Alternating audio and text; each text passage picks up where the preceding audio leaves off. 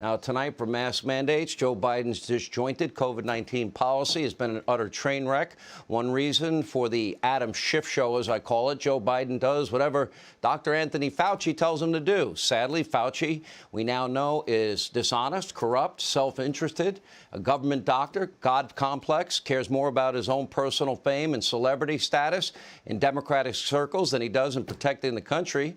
In order to get airtime on TV, he frequently just makes things up. He guesses. He jumps to conclusions. He has been wrong on almost every single major issue in this pandemic from day one. He flat out lied about the origins of COVID-19. We have the evidence and proof. His involvement in gain-of-function research at the Wuhan Institute of Virology is now well chronicled. But according to the great Dr. Fauci, he can do no wrong because he is the very embodiment of truth and science.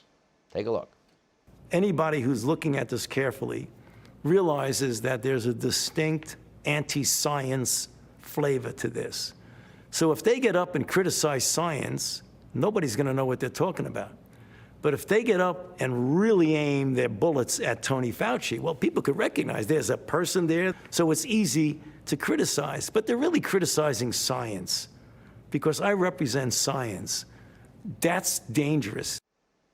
Oh, okay. Mr. Science. Texas Senator Ted Cruz, rightly, along with Rand Paul, calling on Fauci to be investigated over his ties to the Wuhan Institute of Virology. Senator Cruz joins us now with more. Senator, you laid out the perfect proof positive that he's lying.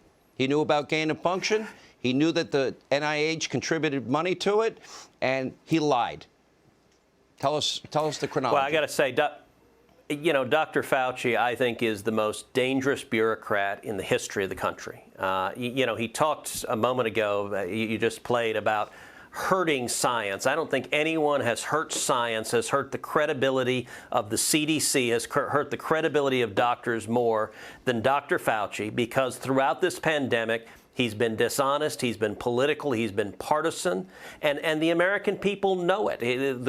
Why is it that the Biden administration decreed that masks have to be worn in schools by kids? Well, because teachers' union bosses wanted it, and that's not a scientific reason, that is a data reason. And you know, this weekend he did this long interview where he gave the answer. He said, I represent science. I am science. I got to admit, Sean, I was laughing. It's like Louis XIV, the Sun King in France, saying, L'État c'est moi, I am the state.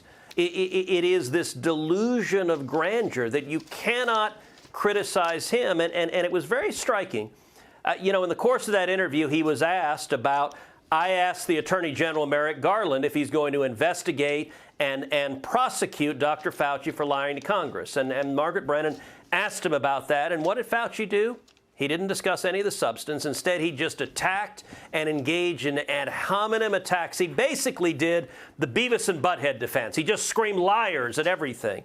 But, you know, facts are stubborn things, Sean. And so here are the simple facts that Fauci needs to explain and that the Department of Justice should investigate. So on May 11th, Fauci testified before a Senate committee that, quote, the NIH has not ever and does not now fund gain-of-function research in the Wuhan Institute of Virology. That's a clear, categorical statement. But then on October 20th, the NIH wrote that they funded an experiment at the Wuhan lab testing, quote, if spike proteins from naturally occurring bat coronaviruses circulating in China were capable of binding to the human ACE2 receptor in a mouse model. That is gain-of-function research. That is taking an existing virus and modifying it to make it more dangerous to humans. And listen, at the end of the day, 18 U.S.C. Section 1001 makes it a felony, punishable by up to 5 years in prison for lying to Congress. The statements from Dr. Fauci and the NIH are directly contradictory. And I got to say, I think Margaret Brennan is a talented journalist, but she dropped the ball in not following up, letting him just respond with insults instead of asking him the simple question. You stated that we don't fund gain-of-function research. The NIH stated we do fund gain-of-function research. They can't both be true. And if you lied to Congress, it's a felony. She didn't press him on that. And the reason this matters is there is a lot of circumstantial evidence to suggest that the U.S. government participated in funding research modifying coronaviruses that could well have led to COVID-19. And if that's true, that is stunning and indefensible. We know the Chinese government has enormous culpability, but there's a real possibility the American government under Dr. Fauci does as well, and that's what he doesn't want to address.